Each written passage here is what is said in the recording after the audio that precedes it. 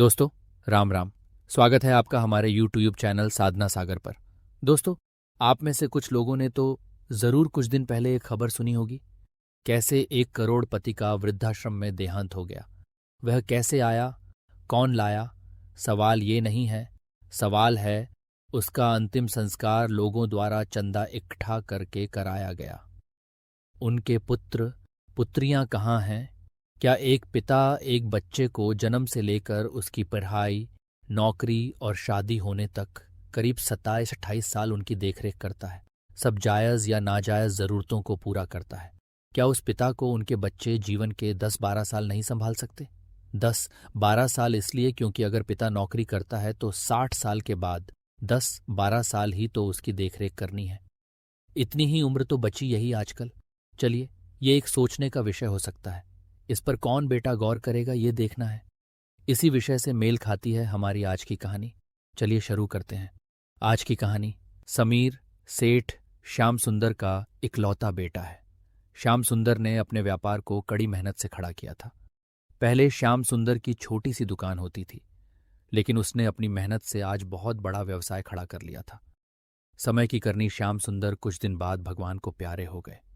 अब सारा कामकाज समीर के हाथ में है, वही सब काम संभालता है। बीच बाजार में एक बड़ा सुंदर मकान है, उसके नीचे अनाज की दुकान है। सब श्याम सुंदर ने कमा कर बनाई थी, जिसका मालिक आज समीर है। आज दुकान के सामने अनाज की ढेरी लगी है। समीर दुकान पर बैठा है, तभी एक बकरा आया। उसने ढेरी पर मुंह मारा। दुकान मालिक समीर ने एक नुकीली छड़ी उस बकरे के सिर पर जोर से दे मारी। बकरा में करता हुआ भागा।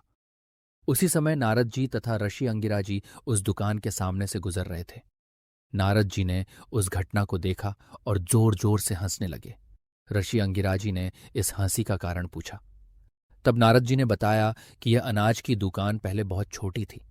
इसके मालिक श्याम सुंदर ने इसी दुकान से अपने व्यापार की बढ़ोतरी की। वह अंत में करोड़पति हो गया। उसी ने यह इतनी बड़ी इमारत बनवाई।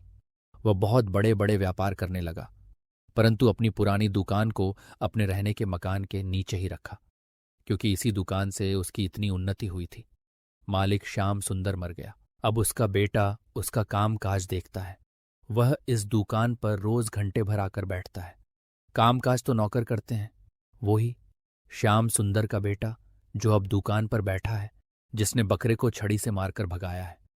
इसी दृश्य को देखते हुए मुझे हंसी आ गई, क्योंकि दुकान का असली मालिक जिसने ये सब बनाया, इस लड़के का पिता वो बकरा ही है जो मरकर बकरे की योनि में पैदा हुआ है।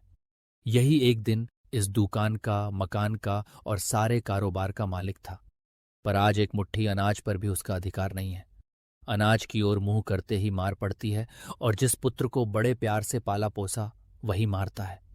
यही है आज के समय का सच्चा रूप। ऐसा ही कुछ आज बेटा पिता के साथ कर रहा है।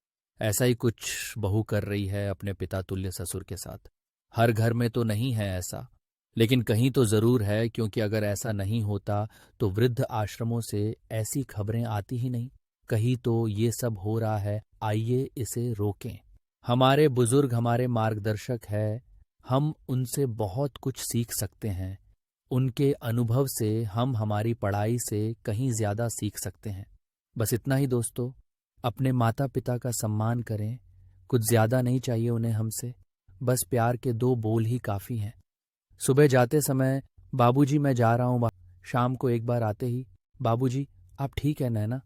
बस इतना ही बहुत है। कैसी लगी आज की कहानी? कमेंट करके ज़रूर बताएं। सब्सक्राइब करें, लाइक करें और अपने दोस्तों को शेयर करें। अच्छा, इजाज़त, फिर मुलाकात होगी इसी चैनल पर। राम राम।